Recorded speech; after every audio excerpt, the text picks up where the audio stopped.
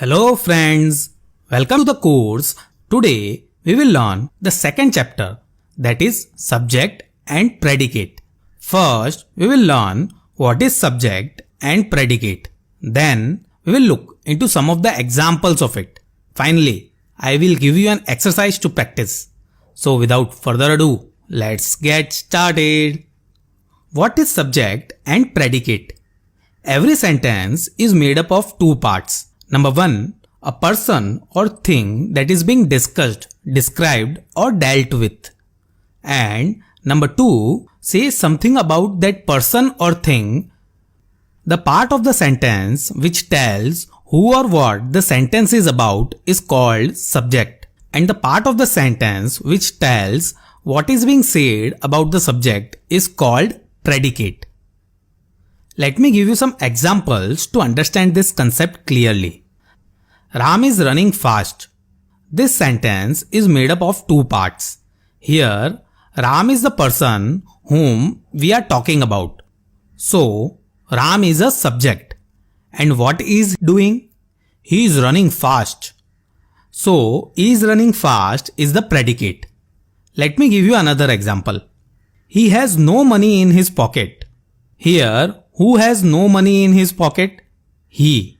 So, he is the subject here. And what is being said about him? He has no money in his pocket. So, has no money in his pocket is the predicate here. Let's look into another example. The cackling of geese saved Rome. Here, the entire phrase, the cackling of geese, is describing the main character of the sentence. So, it is a subject. And saved Rome is describing what the subject did. So, it is the predicate here. Notice from these examples that a subject could be a noun like Ram, pronoun like he, or a noun phrase like the cackling of geese. And a predicate must contain a verb. It may or may not have other words, but verb is compulsory. The subject usually comes first, as you can see in these examples, but occasionally it is put after the predicate. For example, here comes the bus. Here, the bus is the subject, and here comes is the predicate. And one more point, in imperative sentence, you is by default subject. For example, sit down. In this sentence, if someone asks you what is the subject and predicate in this sentence, then you must remember that for imperative sentence, the subject is by default you, and sit down is the predicate. After looking at these examples, I hope now you will be able to identify a subject and predicate in the sentence.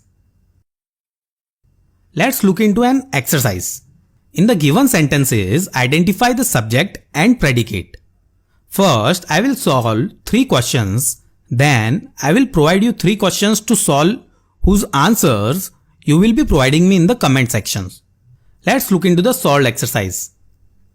The boy stood on the burning deck.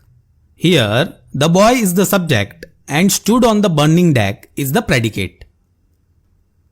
A barking sound the shepherd hears. Here, the sentence is not in the shape that we usually see.